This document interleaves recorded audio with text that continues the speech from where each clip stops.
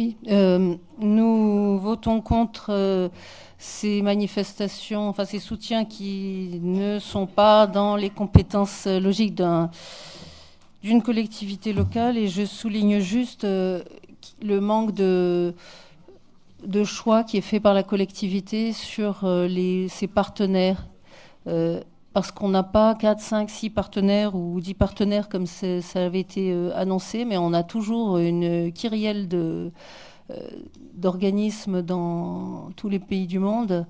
Et comment avoir une action lisible quand on est sur tous les continents à soutenir toutes les causes. Et je souligne juste une association qui a été évoquée par mes collègues en commission, qui est SOS Syrie. Il nous semble que dans ce pays particulièrement, il est très délicat d'intervenir en sachant où vont les subventions. SOS Syrie est une association qui communautaire, on va dire, qui, sur sa page de garde, sa page d'accueil, appelle à financer au biais de la zakat, qui est donc le mode de financement de l'islam. On ne sait pas du tout, et on voit bien dans ce guêpier où il serait bien difficile de prendre parti, on ne sait pas du tout qui va aider qui.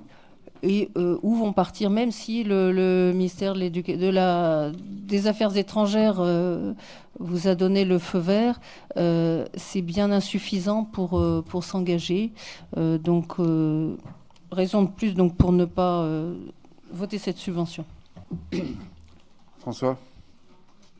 Oui, sur les deux aspects de votre propos, le premier me fait un peu de peine parce que, au contraire, on a eu une présentation, je crois, en commission très complète de la part de notre partenaire avec lequel on instruit ce type de dossier sur le sérieux, la méticulosité du travail. Oui, c'est vrai, la diversité, mais on ne cherche pas particulièrement à être vu, reconnu. On ne va pas aller se promener sur toute la planète avec des étiquettes Grand Est.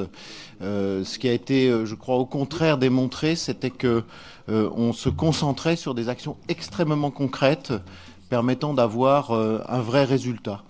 Et je crois qu'à un moment donné, on ne mène pas une politique. On fait là un geste de solidarité, on fait là un geste de connaissance et d'apprentissage de l'autre. Donc on en a un bénéfice pour ceux qui nous concernent. Et je crois que derrière, c'est pas spécifiquement de l'argent, je crois, c'est simplement une solidarité internationale qui peut s'exprimer par là.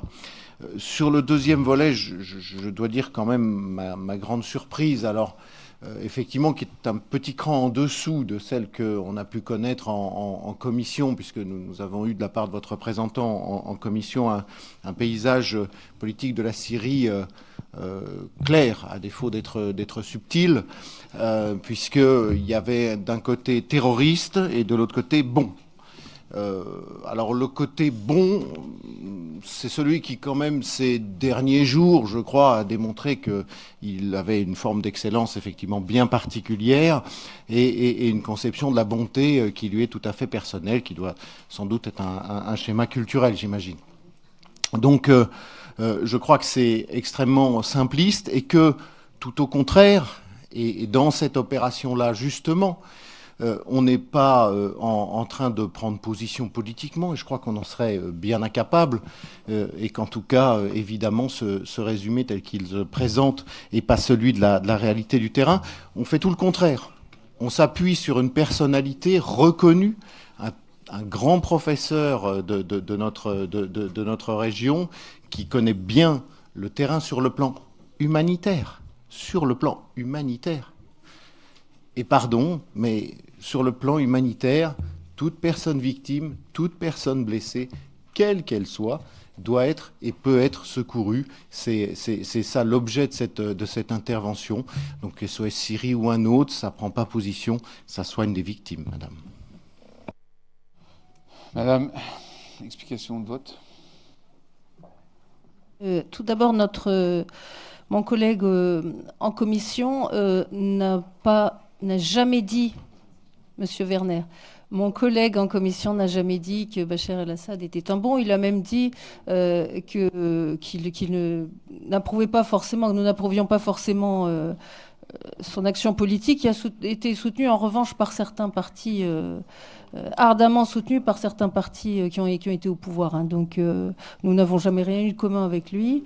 En revanche, qu'est-ce qu'on veut installer à la place? C'est ce qu'a dit mon collègue. Il n'a jamais dit qu'il y avait les méchants d'un côté et les bons de l'autre. Évidemment, il faut défendre toutes les victimes sur un plan humanitaire, mais ce que l'Occident était capable de faire à Mossoul en lançant des tapis de bombes et en bombardant des hôpitaux, etc., aujourd'hui, Bachar el-Assad serait condamné pour le faire. Je pense qu'il n'y a pas les bons d'un côté et les mauvais de l'autre.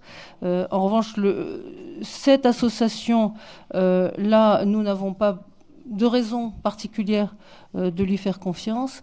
Et le même professeur est venu à amener au conseil municipal de Metz, hein, où nous siégions hier soir ensemble, quelqu'un se présentant comme le maire d'Alep, qui a reçu la médaille de la ville de Metz et qui, renseignement pris, est un maire autoproclamé parce qu'il n'y a pas de maire d'Alep actuellement.